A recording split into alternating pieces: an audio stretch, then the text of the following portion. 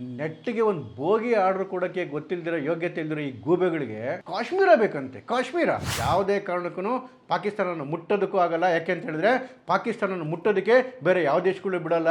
ಯಾಕೆ ಬಿಡಲ್ಲ ಅಂತ ಹೇಳಿದ್ರೆ ಎಲ್ರಿಗೂ ಪಾಕಿಸ್ತಾನ ಸಾಲ ವಾಪಸ್ ಕೊಡಬೇಕು.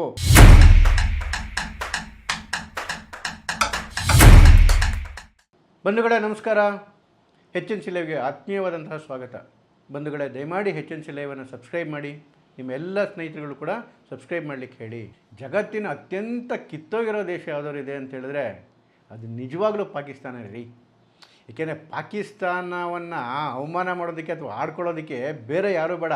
ಪಾಕಿಸ್ತಾನದವ್ರದೇ ನೀವು ಯೂಟ್ಯೂಬ್ ಚಾನಲ್ಗಳು, ನ್ಯೂಸ್ ಚಾನಲು ಅಥವಾ ಸೋಷಿಯಲ್ ಮೀಡಿಯಾ ವಿಡಿಯೋಗಳು ನೋಡಿಬಿಟ್ರೆ ನಿಮಗೇ ಗೊತ್ತಾಗ್ಬಿಡ್ತದೆ. ಅಲ್ಲಿನ ಜನನೇ ಆಡ್ಕೊಂಡು ನಗ್ತಾರೆ ಆ ಸರ್ಕಾರವನ್ನು. ಅಲ್ಲಿನ ಪ್ರೈಮ್ ಮಿನಿಸ್ಟರ್ ಸೇರಿಕೊಂಡು ಅವ್ರು ಎಲ್ಲಿನ ಇಡೀ ಸರ್ಕಾರ ಮಿಲಿಟ್ರಿ ಎಲ್ಲವನ್ನೂ ಅಲ್ಲಿನ ಜನರ ಕಣ್ಣಲ್ಲೇ ಬಫೂನ್ಗಳಾಗಿದ್ದಾರೆ ನೋಡಿ. ಆಪರೇಷನ್ ಸಿಂಧೂರ ನಡೆಯೋ ಟೈಮಲ್ಲಿ ಅದಕ್ಕಿಂತ ಸ್ವಲ್ಪ ದಿನ ಮುಂಚೆ ಅನಿಸುತ್ತೆ, ಆಗಾಗಲೇ ಪಹಲ್ಗಾಮ್ ಅಟ್ಯಾಕ್ ಆಗಿಬಿಟ್ಟಿತ್ತು. ಭಾರತನ ಯಾವಾಗ ಅಟ್ಯಾಕ್ ಮಾಡುತ್ತೋ ಅಂತೇಳಿ ಒಂಥರ ಕಾತುರದಿಂದ ಜಗತ್ತೇ ಇತ್ತು. ಅಂಥ ಟೈಮಲ್ಲಿ ಒಂದು ಪಾಕಿಸ್ತಾನದ ಒಂದು ಹುಡುಗಿ ಇದೊಂದು ವಿಡಿಯೋ ಬಂತು. ಅದೆಲ್ಲ ಹುಡುಗಿ ಹೇಳ್ತಾ ಇದ್ಲು, ಯಾವುದೇ ಕಾರಣಕ್ಕೂ ಪಾಕಿಸ್ತಾನನ ಮುಟ್ಟೋದಕ್ಕೂ ಆಗಲ್ಲ. ಯಾಕೆ ಅಂತ ಹೇಳಿದ್ರೆ ಪಾಕಿಸ್ತಾನನ ಮುಟ್ಟೋದಕ್ಕೆ ಬೇರೆ ಯಾವ ದೇಶಗಳು ಬಿಡಲ್ಲ. ಯಾಕೆ ಬಿಡಲ್ಲ ಅಂತ ಹೇಳಿದ್ರೆ ಎಲ್ರಿಗೂ ಪಾಕಿಸ್ತಾನ ಸಾಲ ವಾಪಸ್ ಕೊಡಬೇಕು. ಹಾಗಾಗಿ ಆ ಸಾಲಕ್ಕೋಸ್ಕರ ಆ ದೇಶಗಳೇ ಪ್ರೊಟೆಕ್ಟ್ ಮಾಡಿಬಿಡ್ತಾವಂತೆ, ನಮ್ಮ ದುಡ್ಡು ವಾಪಸ್ ಬರಲಿ ಅಂತೇಳಿ ಪಾಕಿಸ್ತಾನವನ್ನು.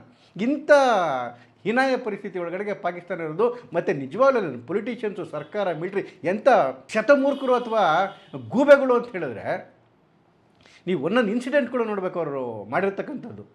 ಮೊನ್ನೆ ಒಂದು ಭಾಳ ಚೆನ್ನಾಗಿರೋ ಇನ್ಸಿಡೆಂಟ್ ನಡೆದಿದೆ ನೋಡಿ.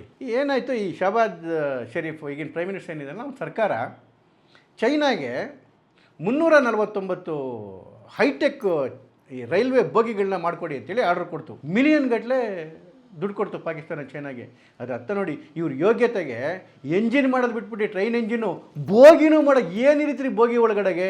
ಅದಕ್ಕೇನು ಟೆಕ್ನಾಲಜಿ ಬೇಕಾ ಅಥವಾ ಎಲ್ಲೂ ಸಿಗದಿರೋ ರಾ ಮೆಟೀರಿಯಲ್ ಬೇಕಾ? ಏನೂ ಇಲ್ಲ. ಕಬ್ಬಣ ತಗಡು ಇದನ್ನ ಇಟ್ಕೊಂಡು ಬೋಗಿ ಮಾಡ್ಕೊಳ್ಳೋಕೆ ಇವ್ರಿಗೆ ಯೋಗ್ಯತೆ ಇಲ್ಲ. ಚೈನಾಗೆ ಆರ್ಡ್ರ್ ಕೊಟ್ಟರು, ಒಂದು ಹೈಟೆಕ್ ಬೋಗಿಗಳನ್ನ ಮಾಡಿಕೊಡಿ ಅಂತೇಳಿ 349 ಬೋಗಿಗಳಿಗೆ ಆರ್ಡ್ರ್ ಕೊಟ್ಟು ಪಾಕಿಸ್ತಾನ ಸರ್ಕಾರ ಚೈನಾಗೆ. ಚೈನಾ ಸಪ್ಲೈ ಮಾಡ್ತು, ಹೊತ್ಕೊಂಡು ಬಂತು ಪಾಕಿಸ್ತಾನ. ಬಂದ ಮೇಲೆ ಅವನ್ನೆಲ್ಲವನ್ನು ಬಿಚ್ಚಿಬಿಟ್ಟು ರೈಲ್ ಹಳಿ ಮೇಲೆ ಹಾಕಿದ್ರೆ ಮುಂದಕ್ಕೆ ಹೋಗ್ತಲೇ ಇಲ್ಲ ಅವು. ಯಾಕೆ ಅಂತ ಹೇಳಿದ್ರೆ ಆ ಹಳಿ ಮೇಲೆ ನಿಲ್ಬೇಕಲ್ವಾ ಬೋಗಿಗಳು. ಆ ಹಳಿ ಸೈಜೇ ಡಿಫ್ರೆಂಟು. ಚೈನಾದಲ್ಲಿರ್ತಕ್ಕಂಥದ್ದು ಎಕ್ಸ್ಟ್ರಾ ವೈಡ್ ಹಳಿಗಳ ಸೈಜು, ಅಲ್ಲಿನ ಬೋಗಿಗಳನ್ನ ಅದೇ ಮೆಜರ್ಮೆಂಟ್ಗೆ ಅವ್ರು ಮಾಡಿರ್ತಾರೆ. ಈ ಪಾಕಿಸ್ತಾನದ ಗೂಬೆಗಳು ಟೆಕ್ನಿಕಲ್ ಸ್ಪೆಸಿಫಿಕೇಶನ್ ಕೊಡಬೇಕಾದ್ರೆ, ಆರ್ಡರ್ ಕೊಡಬೇಕಾದ್ರೆ ಇವರ ರೈಲ್ ಅಂದರೆ ಕಂಬಿಗಳು, ಇವರ ಕಂಬಿಗಳ ಸೈಜ್ ಎಷ್ಟು, ಮಧ್ಯದಲ್ಲಿರ್ತಕ್ಕಂಥ ವಿಡ್ತ್ ಎಷ್ಟು, ಅದರ ಕೆಪಾಸಿಟಿ ಏನು, ಈ ಸ್ಪೆಸಿಫಿಕೇಷನ್ ಕೊಡೋದು ಬಿಟ್ಬಿಟ್ಟು ಅದೇನು ತೊಗೊಂಡೋಗಿ ಕೊಟ್ಟರು ಅಥವಾ ಅಲ್ಲಿದ್ದಕ್ಕೆ ನಿಮ್ಗೆ ಯಾವುದೋ ಒಂದು ಮಾಡಿರಿ ಅಂತ ಹೇಳಿದ್ರೋ ಗೊತ್ತಿಲ್ಲ. ಇಲ್ಲಿಗೆ ಬಂದಿರೋ ಬೋಗಿಗಳು ಒಂದೂ ನಡೆಯೋ ಸ್ಥಿತಿ ಒಳಗಡೆ ಇಲ್ಲ, ಓಡೋ ಸ್ಥಿತಿ ಒಳಗಡೆ ಇಲ್ಲ.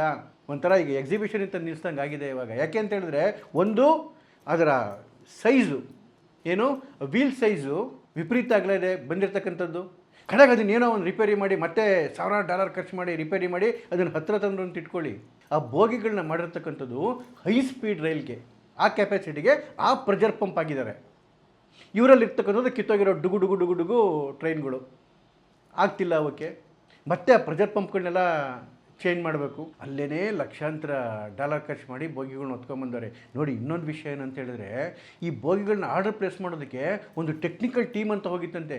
88 ಜನಗಳ ಟೆಕ್ನಿಕಲ್ ಟೀಮು, ಆಫೀಸರ್ಗಳು, ಅದರಲ್ಲಿ ಯಾರೋ ಬ್ಯೂರೋಕ್ರಾಟ್ಸು, ಪೊಲಿಟಿಷಿಯನ್ಸು ಎಲ್ಲ ಇದ್ರೇನೋ ಅದರಲ್ಲಿ. 88 ಜನಗಳ ಟೆಕ್ನಿಕಲ್ ಟೀಮ್ ಹೋಗಿ 16 ದಿನ ಚೈನಾದಲ್ಲಿ ಟೂರ್ ಹೊಡ್ಕೊಂಬಂದಿದೆ. ದುಡ್ಡು ಯಾರ್ದು? ಬಡ ಪಾಕಿಸ್ತಾನಿ ಜನದ್ದು. ಏನು ಕಡಿದು ದಬ್ಬೆ ಹಾಕಿದ್ರು 88 ಜನ ಟೆಕ್ನಿಕಲ್ ಟೀಮ್ ಹೋಗಿ ಚೈನಾದಲ್ಲಿ. ಈಗ ಚೈನಾಗೆ ಕೇಳ್ತಾವ್ರೆ, ಇಲ್ಲ ಈ ಥರ ಬೋಗಿ ಸರಿ ಇಲ್ಲ ಅಂತೇಳಿ. ನಮಗೂ ಅದಕ್ಕೆ ಸಂಬಂಧವೇ ಇಲ್ಲ, ನೀವೇನು ಆರ್ಡರ್ ಕೊಟ್ಟಿದ್ದಾರೆ ಮಾಡಿ ಕಳಿಸಿದ್ದೀವಿ, ಬೇಕಿದ್ರೆ ಇಟ್ಕೊಳ್ಳಿ, ತೊಗೊಂಡೋಗಿ ಇಲ್ಲಿ ತೊಗೊಂಡೋಗಿ ಸಮುದ್ರಕ್ಕೆ ಹಾಕಿ ಅಂತ ಚೈನಾ ಹೇಳುತ್ತೆ. ತಿನ್ನಕ್ಕೆ ಕೂಳ್ಗತಿ ಇಲ್ಲ ರೀ ಪಾಕಿಸ್ತಾನದಲ್ಲಿ, ತಿನ್ನಕ್ಕೆ ಕೂಳ್ಗತಿ ಇಲ್ಲ. ಬೆಳಗ್ಗೆ ಎದ್ದರೆ ಅಲ್ಲಿ ಪ್ರಧಾನಮಂತ್ರಿ, ಅವನ ಆರ್ಮಿ ಚೀಫು ಎಲ್ಲ ದೇಶಕ್ಕೂ ಭಿಕ್ಷೆ ಪಾತ್ರೆ ಇಟ್ಕೊಂಡು ಓಡಾಡ್ತಾರೆ. ಭಿಕ್ಷೆ ಪಾತ್ರೆ ಲಿಟ್ರಲಿ.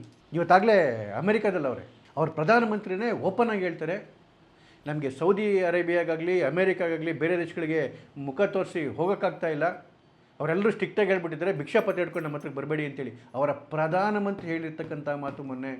ಅದು ಎಲ್ಲಿ? ಇನ್ನೊಂದು ದೇಶ ಅಜರ್ಬೈಜಾನಲ್ಲಿ ನಿಂತ್ಕೊಂಡು. ಸೌದಿ ಅರೇಬಿಯಾ ಒಬ್ಬರೇ ಒಬ್ಬರು ಪಾಕಿಸ್ತಾನಿನೂ ಒಳಗಡೆಗೆ ಸೇರಿಸ್ಕೊತಾ ಇಲ್ಲ. ಯಾಕೆ? ಬಂದಿಲ್ಲೆಲ್ಲ ಭಿಕ್ಷೆಗಿಳಿತಾರೆ, ಪಿಕ್ ಪ್ಯಾಕೆಟ್ ಮಾಡ್ತಾರೆ, ಹಜ್ಗೆ ಅಂತ ಬರ್ತಾರೆ, ಇಲ್ಲೇ ಉಳ್ಕೊಂಡ್ಬಿಡ್ತಾರೆ, ವಾಪಸ್ ಹೋಗೋದೇ ಇಲ್ಲ. ಯಾಕೆಂದ್ರೆ ಅಲ್ಲಿ ಹೋದಕ್ಕೆ ತಿನ್ನೋಕ್ಕೆ ಕೂಳ್ಗತಿ ಇಲ್ಲ, ಇಲ್ಲೇ ಭಿಕ್ಷೆ ಪಡ್ಕೊಂಡು ಇಲ್ಲೇ ಪಿಕ್ ಪ್ಯಾಕೆಟ್ ಅವು ಮಾಡ್ಕೊಂಡು ಬದುಕ್ಬಿಟ್ಟಿರ್ತಾರೆ, ವಾಪಸ್ ಹೋಗಲ್ಲ. ಹಾಗಾಗಿ ಪಾಕಿಸ್ತಾನದ ಬರಲೇಬೇಡಿ ಅಂತೇಳಿ ಮುಸ್ಲಿಂ ದೇಶಗಳೇ ಹೇಳ್ತಾ ಇದ್ದಾವೆ. ಯಾವ ಪಾಕಿಸ್ತಾನದ ಪರಮಾಪ್ತ ಮಿತ್ರ ದೇಶಗಳಿದ್ವಲ್ಲ ಅವೇನೇ ಪಾಕಿಸ್ತಾನವನ್ನು ಕೈ ಬಿಟ್ಬಿಟ್ಟಿದ್ದಾವೆ. ಇವನ್ ಚೈನಾ ಕೈ ಬಿಟ್ಬಿಟ್ಟಿದೆ. ಚೈನಾ ಒಂದೊಂದೆಲ್ಲ ಹೊಡ್ತಾ ತಿಂದಿದ್ದು, ಏನೋ ಅತಿ ಬುದ್ಧಿವಂತ ಅಂತೇಳಿ ಏನೋ ಮಾಡೋಕ್ಕೋಯ್ತು, ಪಾಕಿಸ್ತಾನ ಇಟ್ಕೊಂಡು ಭಾರತವನ್ನು ಎದುರಿಸ್ತೀನಿ ಹಾಗೆ ಹೀಗೆ ಅಂತ ಹೇಳ್ತು. ಇವಾಗ ಮಣ್ಣು ಮುಕ್ಬಿಟ್ಟಿದೆ ಪಾಕಿಸ್ತಾನ ಕೈಯಲ್ಲಿ. ಯಾಕೆ ಅಂತ ಹೇಳಿದ್ರೆ ನೋಡಿ, ಪಾಕಿಸ್ತಾನ ನೆಚ್ಕೊಂಡು ಅವರು ಸಿ ಪ್ಯಾಕ್ ಮಾಡಿದ್ರು, ಅಂದರೆ ಚೈನಾ ಪಾಕಿಸ್ತಾನ ಎಕನಾಮಿಕ್ ಕಾರಿಡಾರ್ ಅಂತೇಳಿ.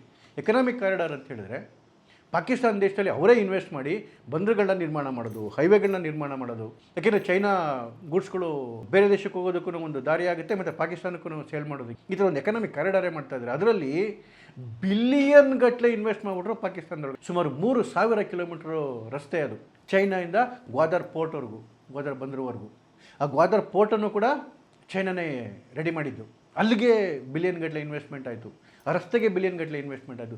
ಈ ಇದರೊಳಗಡೆಗೆ ಸುಮಾರು 200 ಕಿಲೋಮೀಟ್ರ್ಗಳು ನಮ್ಮ ಪಾಕ್ ಆಕ್ಯುಪೈಡ್ ಕಾಶ್ಮೀರಲ್ಲಿರ್ತಕ್ಕಂಥ ಜಾಗವನ್ನು ಈ ಪಾಕಿಸ್ತಾನ ಕೊಟ್ಬಿಟ್ಟಿದೆ ಚೈನಾಗೆ. ಯಾರಪ್ಪನ ಜಾಗ ರೀ ಅದು?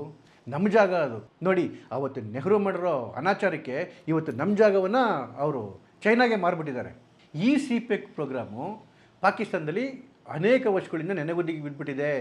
ಕೆಲಸನೇ ಮುಂದಕ್ಕೆ ಹೋಗ್ತಿಲ್ಲ ಚೈನಾದು. ಯಾಕೆ ಅಂತ ಹೇಳಿದ್ರೆ ವಿಪರೀತ ಅಟ್ಯಾಕ್ಗಳು ಚೈನಾ ಇಂಜಿನಿಯರ್ಸ್ ಮೇಲೆ, ಚೈನಾ ಕಂಪ್ನಿಯವ್ರ ಮೇಲೆ ಆಗ್ತಾ ಇದ್ದಾವೆ. ಒಂದು ಕಡೆಯಿಂದ ತಾಲಿಬಾನ್ ಅವರು ಬಂದು ಹೊಡಿತಾ ಇದ್ದಾರೆ, ಇನ್ನೊಂದು ಕಡೆಯಿಂದ ಬಲೂಚಿಸ್ತಾನ್ ಉಗ್ರರು ಬಂದ್ಬಿಟ್ಟು ಅಟ್ಯಾಕ್ ಮಾಡ್ತಾ ಇದ್ದಾರೆ. ಅದರ ಮೇಲೆ ಕೆಲಸ ಮಾಡೋಕ್ಕೆ ಬಿಡ್ತಾ ಇಲ್ಲ ಚೈನಾದವ್ರಿಗೆ.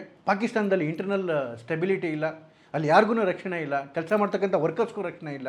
ಹೀಗಾಗಿ ಹಲವಾರು ವರ್ಷಗಳಿಂದ ಸಿಪೆಕ್ ಪ್ರಾಜೆಕ್ಟ್ ನಿಂತೋಗಿದೆ. ಏನು ಬಿಲಿಯನ್ ಗಟ್ಟಲೆ ಏನು ಇನ್ವೆಸ್ಟ್ ಆಗಿದೆ ಅದು ಡೆಡ್ ಇನ್ವೆಸ್ಟ್ಮೆಂಟ್ ಆಗಿಬಿಟ್ಟಿದೆ. ಜೊತೆಗೆ ಮೊನ್ನೆ ಆಪರೇಷನ್ ಸಿಂಧೂರಲ್ಲಂತೂ ಚೈನಾಗೆ ವಿಪರೀತ ಮುಖಭಂಗ ಆಗ್ಬಿಡ್ತು. ನಾನು ಆಗಲೇ ಹೇಳ್ತೀನಿ ನೋಡಿ, ನಾನು ಹೇಳ್ತಾ ಇರ್ತೀನಿ, ಆಪರೇಷನ್ ಸಿಂಧೂರಲ್ಲಿ ಭಾರತ ಕೇವಲ ಪಾಕಿಸ್ತಾನಕ್ಕಷ್ಟೇ ಸೊಂಟ ಮುರಿಲಿಲ್ಲ, ಚೈನಾಗೂ ಮುರಿತು, ಅಮೇರಿಕಾಗೂ ಮುರಿತು, ಟರ್ಕಿಗೂ ಮುರಿತು. ಯಾಕೆ ಅಂತ ಹೇಳಿದ್ರೆ ಪಾಕಿಸ್ತಾನದಲ್ಲಿದ್ದ ರೇಡಾರ್ ಸಿಸ್ಟಮ್ಗಳು, ಫೈಟರ್ ಜೆಟ್ಗಳು ಎಲ್ಲವನ್ನೂ ಚೈನಾದವು.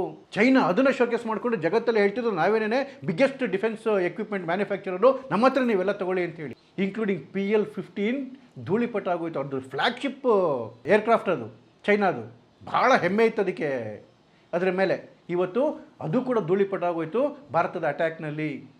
ಮತ್ತು ಅವ್ರ ರಾಡಾರ್ ಸಿಸ್ಟಮ್ ಏನಾಯಿತು, ಭಾರತದ ಒಂದೇ ಒಂದು ಮಿಸೈಲ್ನಾಗಲಿ, ಒಂದೇ ಒಂದು ಏರ್ಕ್ರಾಫ್ಟ್ನಾಗಲಿ ತಡಿಲಿಕ್ಕಾಗಲಿಲ್ಲ, ಡ್ರೋನ್ನಾಗಲಿ ತಡಿಲಿಕ್ಕಾಗಲಿಲ್ಲ. ಇವತ್ತು ಪಾಕಿಸ್ತಾನದ ಡಿಫೆನ್ಸ್ ಕಂಪ್ನಿಗಳ ಶೇರ್ಗಳೆಲ್ಲ ಬಿದ್ದೋಗಿದ್ದಾವೆ. ಯಾರೋ ಆ ಕಡೆ ತಿರುಗಿಯೂ ನೋಡ್ತಾ ಇಲ್ಲ, ಎಲ್ಲ ಭಾರತ ಕೂಡ ಬರ್ತಾ ಇದ್ದಾರೆ ಬ್ರಹ್ಮೋಸ್ ಕೊಡಿ ಅಂತೇಳಿ. 17 ದೇಶಗಳು ಆಗಲೇ ಬಂದು ಕಾಂಟ್ಯಾಕ್ಟ್ ಮಾಡ್ಕೊಂಡು ಹೋಗಿದ್ದಾವೆ. ಯಾಕೆ ಈ ಚೀನಾಗೆ ಪರಿಸ್ಥಿತಿ ಆಯಿತು ಅಂತಂದರೆ ಬಿಕಾಸ್ ಆಫ್ ಪಾಕಿಸ್ತಾನ. ಹಾಗಾಗಿ ಪಾಕಿಸ್ತಾನದ ಯಾವುದೇ ಮಾತಿಗೆ ಚೈನಾ ಸೊಪ್ಪಾಗ್ತಿಲ್ಲ.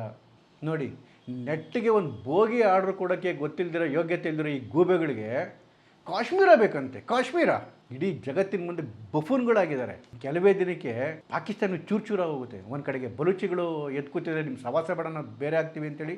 ಇನ್ನೊಂದು ಕಡೆಗೆ ಖೈಬರ್ ಪಶ್ತೂನ್ ಎತ್ಕೂತಿದೆ, ನಿಮ್ಮ ಸವಾಸ ಬೇಡ ಅಂತೇಳಿ. ಪಾಕ್ ಆಕ್ಯುಪೈಡ್ ಕಾಶ್ಮೀರಲ್ಲಿ POKನಲ್ಲೂ ಕೂಡ ಜನ ನಿಮ್ಮ ಸವಾಸನೆ ಬೇಡ, ನಾವು ಭಾರತದ ಜೊತೆಗೆ ಹೋಗ್ತೀವಿ ಅಂತ ಹೇಳ್ತಿದ್ದಾರೆ. ಸಿಂಧಲ್ಲೂ ಕೂಡ ಶುರುವಾಗಿದೆ. ಇನ್ನೇನು ಉಳಿಯೋದು ಒಂದೇ ಒಂದು, ಪಾಕಿಸ್ತಾನದ ಪಂಜಾಬ್ ಪ್ರಾಂತ್ಯ. ನೋಡೋಣ ಅದನ್ನು ಎಷ್ಟು ದಿವಸ ಉಳಿಸ್ಕೊತೀರಿ ಅಂತೇಳಿ. ಧನ್ಯವಾದ ಸ್ನೇಹಿತರೆ, ನಮಸ್ಕಾರ.